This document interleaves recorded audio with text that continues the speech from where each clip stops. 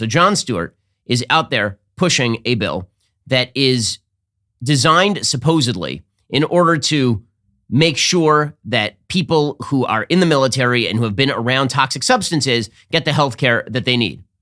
And that is supposedly what this bill is about. I say supposedly because that's what the bill is about, but the Democrats also added a massive budget gimmick that essentially adds $400 billion in spending to the bill. They just added it right on top. Jon Stewart was out there pushing this bill because Jon Stewart doesn't know how legislation works. Jon Stewart is not a particularly sophisticated political player. I understand that he's been on TV for a very long time, and then he went absent for a very long time. But Jon Stewart is essentially like any other Hollywood activist. He reads the top line of articles and never reads to about paragraph 4.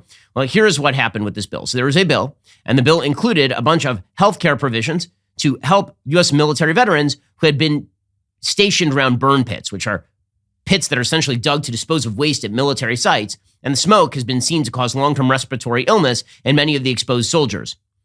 So there was a bill to pay for their health care. The problem is that what Democrats then did is Democrats took a bunch of money in the bill, and that money had been labeled as discretionary spending they were adding on top, and they shifted it over to what's called mandatory spending. Now, when they did that, which means that under all circumstances, government shutdown, whatever, under mandatory spending, the money must be spent.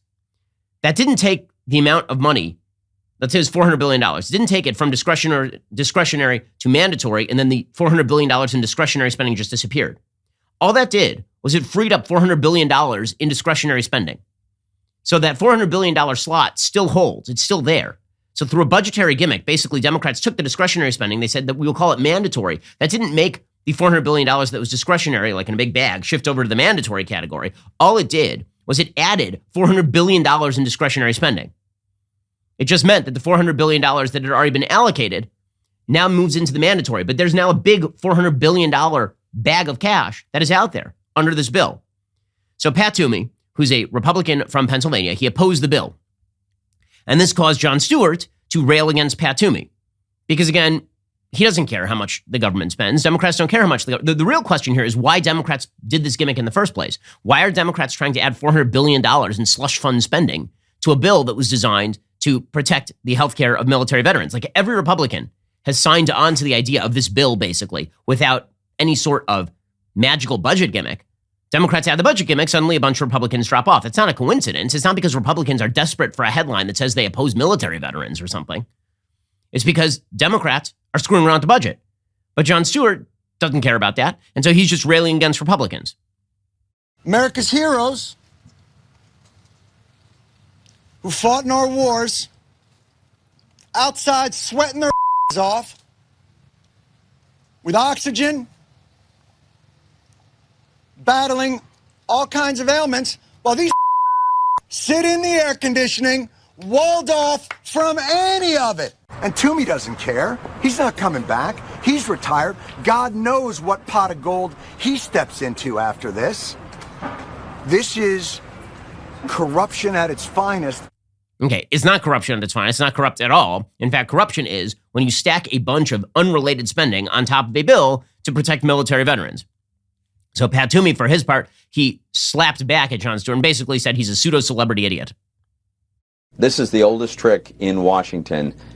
People take a sympathetic group of Americans, and it could be children with an illness, it could be victims of crime, it could be veterans who've been exposed to toxic chemicals, craft a bill to address their problems, and then sneak in something completely unrelated that they know could never pass on its own, and dare Republicans to do anything about it because they know they'll unleash their allies in the media and maybe a pseudo-celebrity to make up false accusations to try to get us to just swallow what shouldn't be there. What I'm trying to do is change a government accounting methodology that is designed to allow our Democratic colleagues to go on an unrelated $400 billion spending spree that has nothing to do with veterans and that won't be in the veteran space. Okay, Toomey is, of course, exactly correct about this.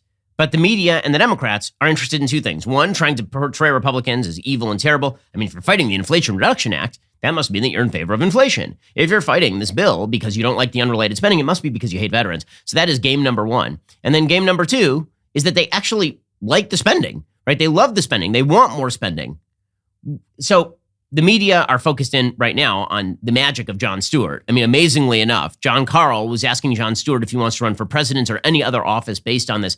Democrats are so upset with Joe Biden that they're now talking about dragging out geriatric comedians who used to be relevant when I was a teenager to try and run for president. Here's Jon Karl trying to get Jon Stewart to commit to running for president.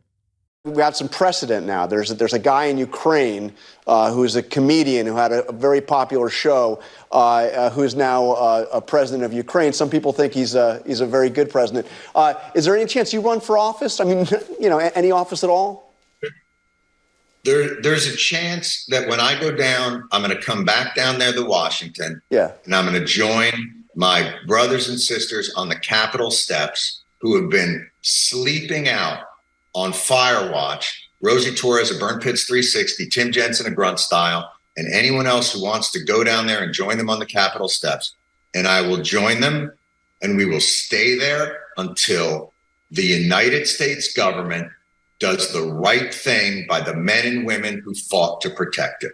So that's not a no, by the way, right? That's not him saying that he's not going to run for office. Politico put out a piece about 4 weeks ago in which they suggested that Tucker Carlson, if he runs for president, which is unlikely, then Jon Stewart should run for president.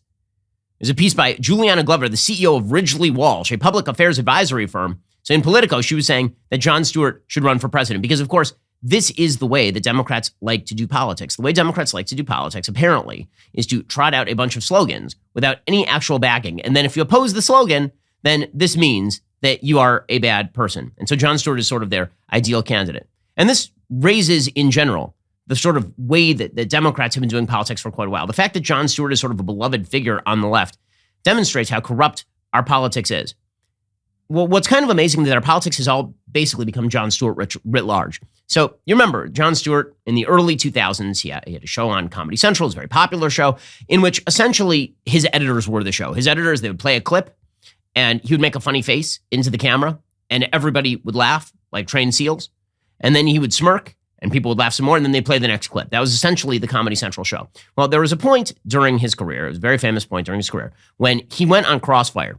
Crossfire was a show on CNN, for those who are less than 20 years old. Crossfire was a show on CNN in which Tucker Carlson, in his much younger iteration, faced off with Paul Begala, and they would debate issues. This is when people like Tucker Carlson were still allowed on CNN. And it was kind of an interesting show. It was basically a Republican and a Democrat discussing the issues in a sort of fascinating way. And Jon Stewart decided this was really bad. So he went on Crossfire with Carlson and Begala, and then he chided them. He said, "You're what's wrong with politics." Here's what that sounded like. I made a special effort to come on the show today because I have privately amongst my friends and also in occasional newspapers and television shows mentioned this show as being bad. And I felt that wasn't fair, and I should come here and tell you that it's not so much that it's bad as it's hurting America.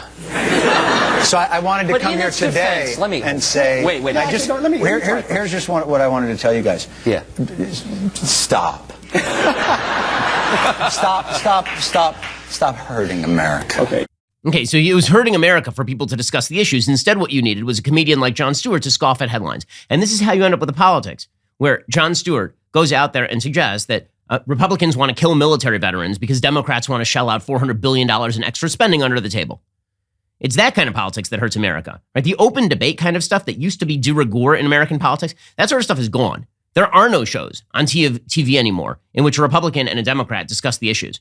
The only thing I've heard of like that is, frankly, my Sunday special, where I'll have Democrats on and we'll have actual talks about this stuff.